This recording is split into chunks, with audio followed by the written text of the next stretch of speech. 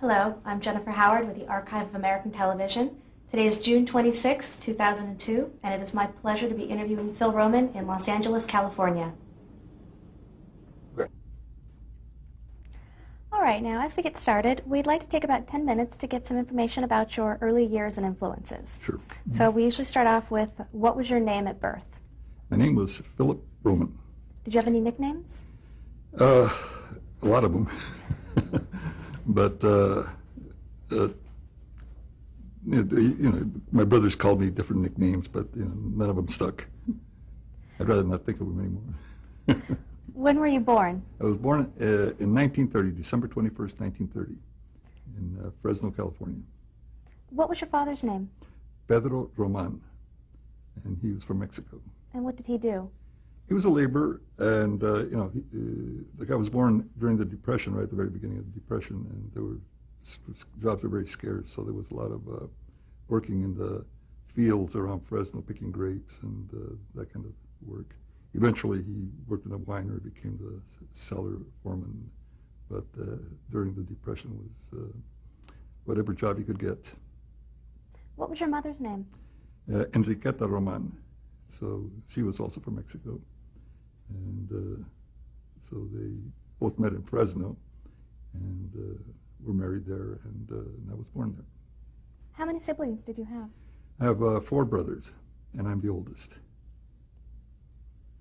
Where did you grow up? I grew up in Fresno. All my early years were in Fresno, and I went to grammar school and high school there and graduated, and then I left Fresno to come to Los Angeles in 1949. What were your hobbies growing up? Got a little bit what kids do. I used to collect stamps, but I used to like to draw. Just building model airplanes, that kind of stuff. Just what kids used to do at those days. Did you take art classes in school? In those days, there were no art classes. Anything that you wanted to do, you just did it yourself. And what I did, I would go to the art store and buy books on how to draw. And so that was but there were no classes in school or actual art schools like there are now. Now there's a lot of opportunities, but in those days there weren't. And then I also did correspondence courses. In fact, one correspondence course I took was back in Minneapolis, and they had a teacher there. His name was Sparky, who later went on and started his own comic strip, Peanuts, and later I got to work with him directing the Charlie Brown specials. So it was kind of like a very roundabout, occurrence. And this, of course, being Charles Schulz. Yes. What was the class that you took? Cartooning. Really, it was drawing, basic drawing, illustration, and some cartooning. And exactly what did he do as the teacher? He was just one of the young teachers there. He just wrote, I would send my drawings in, and they would come back with notations, and how I could improve this or improve that. And again, it's not as good as somebody being there, when you're making a drawing. But in those days, that was all there was. Not until I came to Los Angeles to go to the art schools here did I get that hands-on kind of information. What kind of a student were you? Just an average. I don't think I was anything outstanding. Just blended in with the crowd, and then nothing. Just an average student. Did you know what you wanted to do when you grew up? I think so, yeah. I think I was like about 11 years old when my mother took me and 2 of my brothers to see Bambi. It had just come out. And so we walked from our home in West Fresno to the theater on the other side of town. And we saw this, to me it was magic, this drawings coming to life. They had emotion. There was color. You just love these animals coming to life. And right away I said, that's what I want to do. After that, that's when I started drawing. At first I would just start making drawings of Bambi, and I would draw him on the blackboard, on my binders, and any piece of paper on the sidewalk. I just, and then little by little, I started doing other things, and like I said, then I started buying books on how to draw and do this and that, and but my very first influence was Bambi. Did your family encourage your talent? Yes, that's one thing that I think they just saw me enjoying myself making these drawings, and they always thought it was wonderful. I never got any negative reaction from them, but it was always very supportive. Let's talk about your early influences. Did you read comic strips? I used to read comic books? I used to read a lot of comic strips, and I think that's probably one of the big influences. I used to collect comic books, and in fact, at one point I had the first Superman comics. I had the first Batman comics, because I used to collect them, and it was, and I just loved the way they told the stories visually, and the characters to me were so vivid and alive. And I liked all kinds of comics. I liked the superheroes, plus I also liked the cartoony ones, because to me it was just these drawings that became part of you. And so I wanted to be a cartoonist, whether it's animator or comic strips. And in high school, when I was going to high school, I had a comic strip in the high school paper. And so that kind of gave me a little impetus to that I was going in the right direction. What was your comic strip about in the paper? It was just a little thing that I just came up with called Junior, a little kid that's his adventures, and kind of just three little panels of 3 or 4 panels of this little kid. The paper came out once a month, and so I have time to think of a gag and kind of draw it up, but it taught me not only kind of to think ideas like in very simple terms, like in 4 panels, kind of set it up and kind of explain it and deliver the punchline, and keep it simple and tell a story where it's a gag usually, and and also about to deliver on time, because there was publication schedules and that kind of stuff. So it kind of gave me that basic foundation early on. Now, what did you do right after high school? Right after high school, I graduated in '48, and I stayed in Fresno, and I worked at a Warner Brothers theater there in Fresno. In those days, the studios not only produced the movies, but they distributed them, and then they also had their own theaters. So there was a chain of Warner Brothers theaters, and there was one in Fresno, and it was one of those big palaces that they had in those days, very elaborate and Rococo style. And so I was the doorman. I started as an usher, and then as a doorman. And so again, my initial influence had been Disney on Bambi, and here I'm working at Warner Brothers, and all of a sudden I'm seeing a different kind of cartoon. I'm seeing Bugs Bunny and Daffy Duck and all of these, Elmer Fudd and all these other different kind of cartoons, and then I'm seeing the names, Chuck Jones and Benny Washam and Friz Freleng and Bob McKimson and Ken Harris, all these names. And so all of a sudden, it's like I could see who was doing what. I could tell the different styles of anime. And I looked forward to it, because every week there was a new cartoon coming on.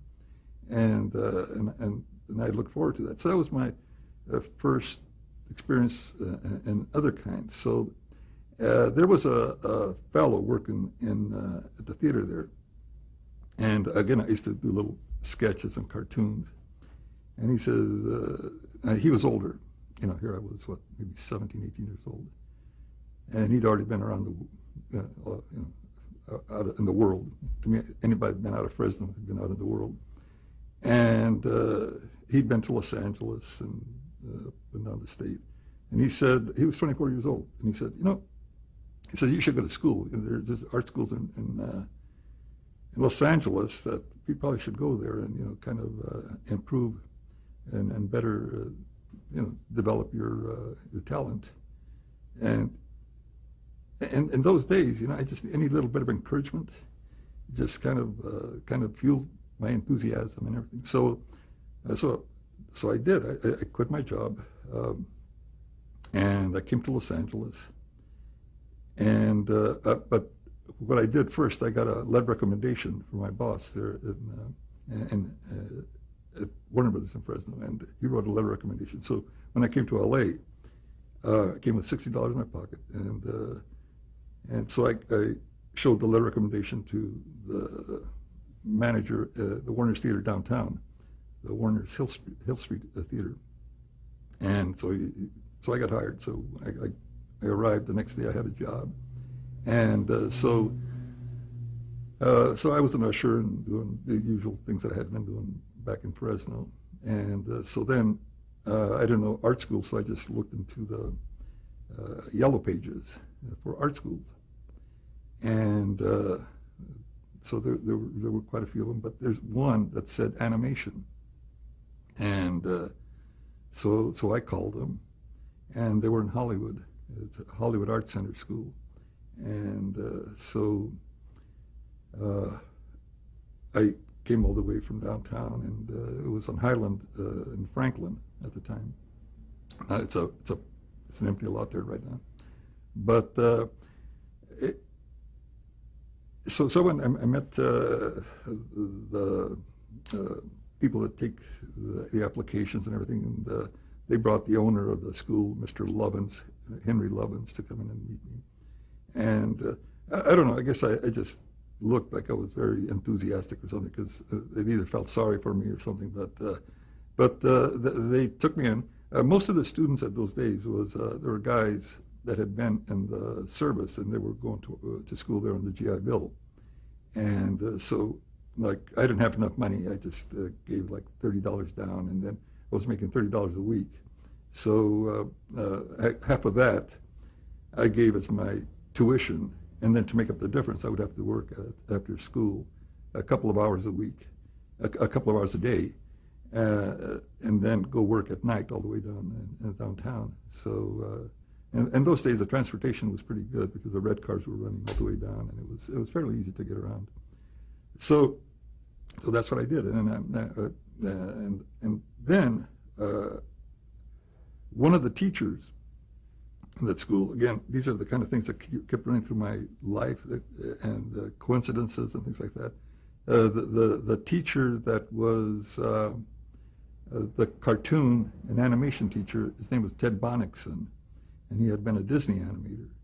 And so again, we later worked together at Warner Brothers when we were doing the Incredible Mr. Limpet. And he says, so we remained friends, and so that was kind of like the impetus and how I got to Los Angeles. Did you also serve in the military around this time? Yes, I went to Hollywood Art Center for 1 year, and then in 1950, that's when the Korean War started. And so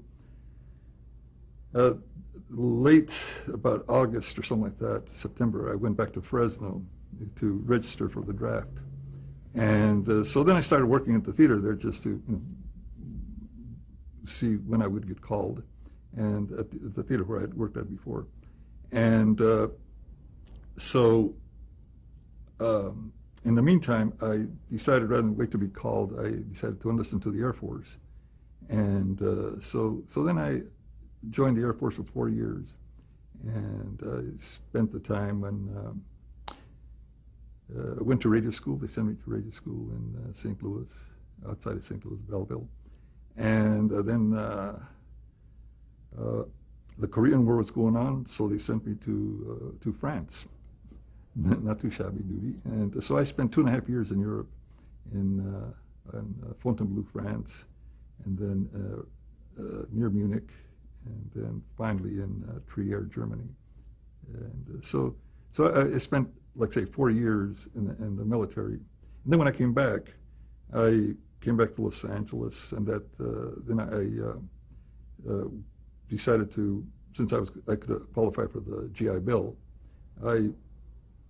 then I started going to the Art Center School. At the time, it was on 3rd Street there in Hollywood, and it was a terrific school. It was really a real good, solid school, and that's when I was going to Art Center.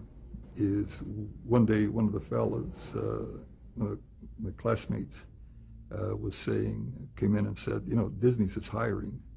They're looking for people. And I didn't have to hear that twice, because then I called Disney Studios and said, is it true, are you hiring? He says, yeah, just bring your portfolio in and so we can analyze it.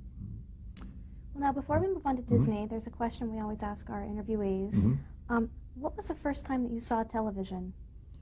First time I saw television? Well, I think it was when I was going to school, when I was working downtown Los Angeles, and there was a little cafe, kind of like a little, had 3 little stools and hamburger stand kind of thing, and they had a little black and white TV that was, God, it was, you don't have to go to a theater. You can just, watch it, in a little small screen. It was very impressionable. But that's, I believe that's the first time I saw it. It was here in Los Angeles, and it was like in a little hamburger stand that had one little TV set there. Do you recall any of the shows that you saw when you first saw television? The shows were very basic in those days. Very people just talking, and there was roller derby was going on. There was wrestling, and there was just a lot of commercials, people selling cars and kind of stuff like that. And now I think Milton Berle had a show on about that. He was one of the first guys that was on, because I remember the fact that he was his show was on the air. But there was not very memorable shows. Well, now back to Disney. About what year was this that you were hired on? It was in 1955, and because I went in, I got my portfolio, and I went in. I talked to Andy Engman, and he was the person that was looking at portfolios, because he had been an animator there at Disney's. And so, here I'm walking into Disney. This is the main lot. In those days, it was, that's where the animation unit was. And you're walking down Mickey Mouse Drive and Dopey Drive and all this, God, I'm here, this is Disney. So I walked into their animation building and showed Andy my drawings. He called some people in, and they looked at my portfolio and says, fine, if we need you, we'll call you. And said, okay, good, that's nice. And the fact they even talked to me, and so then I'm leaving Disney, I'm walking out, looking around, saying, gosh, this is probably the last time I'll ever be here, but at least I've been on the lot and everything. So the thing was, I say it was in May, and I was at the time I was living with an aunt of mine in East Los Angeles, and I was getting ready. It was a Friday, and because I think I'd been to Disney it was probably a Tuesday or a Wednesday, something like that, and on a Friday, I was getting ready to go to Fresno to visit my parents, and I was putting stuff in the car to get going when I heard the phone ringing inside the house, and I ran in to see what it was all about. And it was Disney saying, "Can you start on Monday?" I said, "Of course." I mean, here that they had actually hired me. That was the big. So driving to Fresno, I think the car was about 6 feet up in the air all the way. I was just floating, and but again the pay was 99 cents an hour, but I didn't care because I just wanted to be there, and the thing was that it was supposed to be I was supposed to be an apprentice, and you have 1 month to prove yourself to see if you can adapt to the way Disney works and animation, because animation could be kind of boring. A lot of people, especially in the beginning stages, doing in-betweens and that kind of stuff, it could be fairly tedious, doing very repetitive. And there's a lot of people that just don't want to adjust to that. They feel too confined. But to me, I didn't care. I just wanted to be there, and I knew once I was there, I could prove myself but so I took the job, and sure enough, I passed the 1 month test, and I was assigned to various areas there. And again, television was fairly early then, and there were Disney was starting to get into the television area, and there was a Mickey Mouse Club, and there was the Wonderful World of Disney, and in those days it was on ABC, and ABC was black and white, and later on Disney changed to NBC because they were going to color, but in those days, so we were doing like I say, there was Jiminy Cricket things, there were little shorts, there were various little segments for different shows that were on the air. And then I got to work also a little bit on Sleeping Beauty, which was going on at the time. And so I was at Disney's for about maybe about 2.5 years, and I got all the way up to assistant animator. Now, what are the responsibilities of assistant animator? Now, that's one thing about animation. Everything is kind of cut and dried, An assistant animator works, first, an animator works out the action very roughly, very sketchy drawings, and just is more concerned with the movement and the timing and the action of the characters. An assistant animator will then get those sketchy drawings and make nice, clean lines, very clean, very on model, so that in those days when they were inked and painted, the inkers would have specific lines to follow, and the painters would have actual lines to, where the paint would fill in. So the assistant animator is very crucial, because it had to be a real good artist, because the drawings have to be nice, beautiful, solid drawings. And again, and then the in-betweener, see, the assistant makes every third or fourth drawing or fifth drawing. Then in-betweener goes in and makes the drawings in between to smooth out the action. So there's a bit very specialized, and so you move up once you're a good in-betweener, then you can move up into be an assistant, and sometimes it takes a couple of years. What style of animation did the Disney studio employ? It's the full animation, and Disney's at the time, and still is, for their features, known for their full animation, very full character animation, where everything moves, everything has solidity and substance, and again, because of the budgets, you could do that for the theatricals. But even for television, they were doing full animation in those days at Disney. Much later, because of the cost, they had to cut down and do the limited animation. But in those days, everything was nice and fully animation. All the characters were very well defined. The actions, the timing was very, very well defined. How were the characters rendered so three-dimensionally? How's that? The characters in the Disney features, especially, there's a very three-dimensional look about them. Yeah, well, see, that's one of the things that Disney was known for, to give them that lifelike feel, the lifelike motions and movements and attitudes, and being animation, you can exaggerate slightly and give it a little bit more attitude, a little bit more life. But now with the computers, they are round, they are. You can get a lot more. But to me, with the computers, I don't think you get the gist of the characters that you can with hand-drawn animation. Were there any rules for drawing a lot of the Disney characters? Oh yeah, absolutely. Every character, there's model sheets that how to draw the character, and there's turnarounds for the character, how you see it from the front, from three-quarters, from the back, from the side, and different attitudes, and when they're angry, when they're happy, when they're there's a big range of attitude drawings of all the characters, and so you have a lot of guides to follow, to stay, because what happens in animation is that it is a business that's done with a lot of people. There's men and women in a lot of different backgrounds.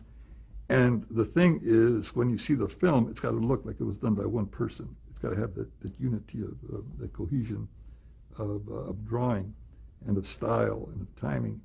And so it's imperative that everybody follows those model sheets and character designs, but there's a lot of checks along the way, pencil tests and those kind of things where you can see if it's working or if it isn't. Who were some of the other animators that you worked with at Disney? Oh God, there was John Freeman. There was John Art Sibley. There was there were just let's see, all of a sudden Bob Carlson. There was Don. Oh gosh, I'm getting some senior moments here. I warned you about the cobwebs in my brain, but there were, and the thing is that once the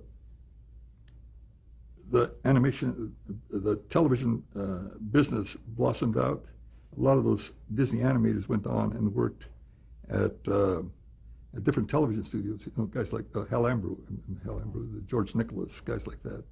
Don Lusk, guys like that were great Disney animators who went on and worked on television. So, and because of their great full animation training, their animation and television really stood out. Great. Well, let's stop tape right here. Okay.